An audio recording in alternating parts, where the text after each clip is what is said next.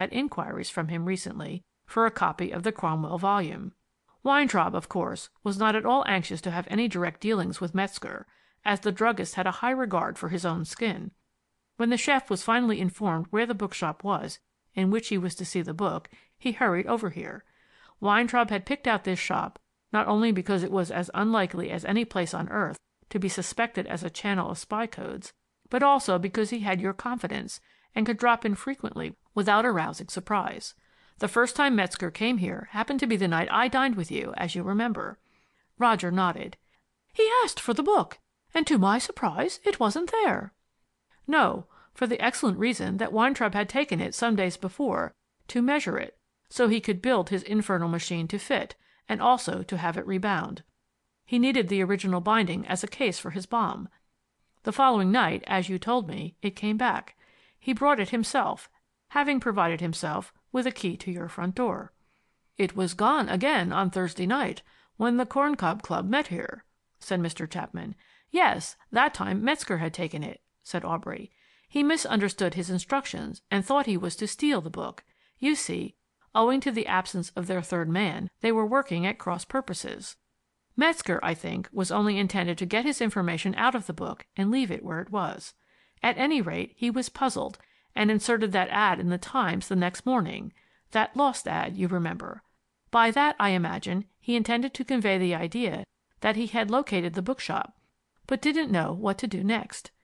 And the date he mentioned in the ad, midnight on Tuesday, December 3rd, was to inform Weintraub, of whose identity he was still ignorant, when Metzger was going to go on board the ship. Weintraub had been instructed by their spy organization to watch the lost and found ads. Think of it! Cried Titania.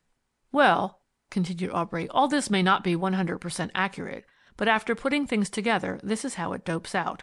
Weintraub, who was as canny as they make them, saw he'd have to get into direct touch with Metzger. He sent him word on the Friday to come over and see him and bring the book. Metzger, meanwhile, had had a bad fright when I spoke to him in the hotel elevator. He returned the book to the shop that night, as Mrs. Mifflin remembers. Then, when I stopped in at the drugstore on my way home, he must have been with Weintraub. I found the Cromwell cover in the drugstore bookcase. Why Weintraub was careless enough to leave it there I can't guess, and they spotted me right away as having some kind of hunch. So they followed me over the bridge and tried to get rid of me. It was because I got that cover on Friday night that Weintraub broke into the shop again early Sunday morning. He had to have the cover of the book to bind his bomb in. Aubrey was agreeably conscious of the close attention of his audience. He caught Titania's gaze and flushed a little. That's pretty nearly all there is to it, he said. I knew that if those guys were so keen to put me out of the way, there must be something rather rotten on foot. I came over to Brooklyn the next afternoon, Saturday, and took a room across the street.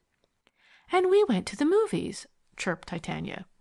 The rest of it I think you all know, except Metzger's visit to my lodgings that night. He described the incident. You see, they were trailing me pretty close. If I hadn't happened to notice the cigar at my window, I guess he'd have had me on toast. Of course, you know how wrongly I doped it out. I thought Mr. Mifflin was running with them, and I owe him my apology for that. He's laid me out once on that score, over in Philadelphia.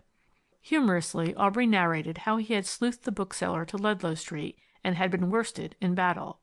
I think they counted on disposing of me sooner or later, said Aubrey.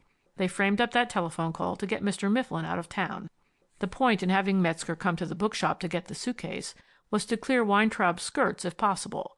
Apparently it was just a bag of old books. The bombed book, I guess, was perfectly harmless until anyone tried to open it. You both got back just in the nick of time, said Titania admiringly. You see, I was all alone most of the afternoon. Weintraub left the suitcase about 2 o'clock. Metzger came for it about 6. I refused to let him have it. He was very persistent, and I had to threaten to set Bach at him.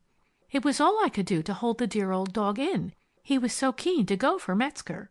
The chef went away, and I suppose he went up to see Weintraub about it. I hid the suitcase in my room. Mr. Mifflin had forbidden me to touch it, but I thought that was the safest thing to do. Then Mrs. Mifflin came in. We let Bach into the yard for a run and were getting supper. I heard the bell ring and went into the shop. There were the 2 Germans, pulling down the shades. I asked what they meant by it, and they grabbed me and told me to shut up. Then Metzger pointed a pistol at me, while the other one tied up Mrs. Mifflin." "The damned scoundrels!" cried Aubrey. "They got what was coming to them." "Well, my friends," said Mr. Chapman, "let's thank heaven that it ended no worse. Mr. Gilbert, I haven't told you yet how I feel about the whole affair. That'll come later. I'd like to propose the health of Mr. Aubrey Gilbert, who is certainly the hero of this film." They drank the toast with cheers, and Aubrey blushed becomingly. "Oh, I forgot something," cried Titania. "When I went shopping this afternoon, I stopped in at Brentano's, and was lucky enough to find just what I wanted. It's for Mr. Gilbert, as a souvenir of the haunted bookshop." She ran to the sideboard and brought back a parcel. Aubrey opened it with delighted agitation. It was a copy of Carlyle's Cromwell. He tried to stammer his thanks, but what he saw, or thought he saw, in Titania's sparkling face unmanned him. "The same edition," said Roger. "Now let's see what those mystic page numbers are. Gilbert, have you got your memorandum?" Aubrey took out his notebook. "Here we are," he said. "This is what Weintraub wrote in the back of the cover. 153, parentheses 3 and parentheses 1, 2.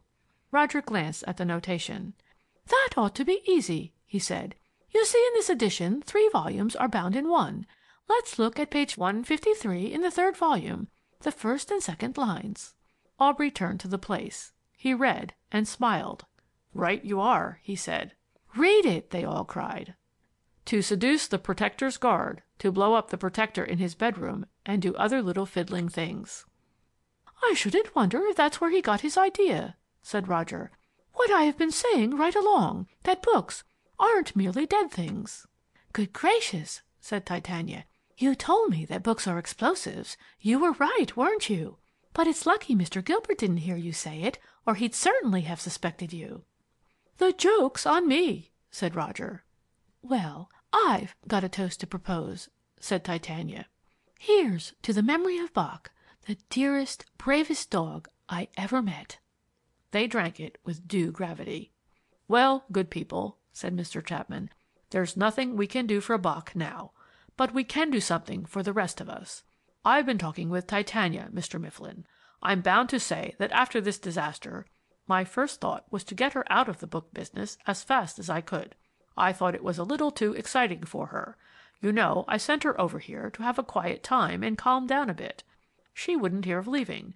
And if I'm going to have a family interest in the book business, I want to do something to justify it. I know your idea about traveling book wagons and taking literature into the countryside. Now, if you and Mrs. Mifflin can find the proper people to run them, I'll finance a fleet of 10 of those Parnassuses you're always talking about, and have them built in time to go on the road next spring. How about it?" Roger and Helen looked at each other and at Mr. Chapman. In a flash, Roger saw one of his dearest dreams coming true. Titania, to whom this was a surprise, leaped from her chair and ran to kiss her father, crying, "Oh, Daddy, you are a darling!" Roger rose solemnly and gave Mr. Chapman his hand. "My dear sir," he said, "Miss Titania has found the right word. You are an honor to human nature, sir, and I hope you'll never live to regret it. This is the happiest moment of my life." "Then that's settled," said Mr. Chapman. "We'll go over the details later. Now there's another thing on my mind. Perhaps I shouldn't bring up business matters here, but this is a kind of family party. Mr. Gilbert, it's my duty to inform you that I intend to take my advertising out of the hands of the Grey Matter Agency." Aubrey's heart sank. He had feared a catastrophe of this kind from the first. Naturally, a hard-headed businessman would not care to entrust such vast interests to a firm whose young men went careening about like Secret Service agents, hunting for spies, eavesdropping in alleys, and accusing people of pro-Germanism. Business, Aubrey said to himself, is built upon confidence, and what confidence could Mr. Chapman have in such vagabond and romantic doings? Still, he felt he had done nothing to be ashamed of.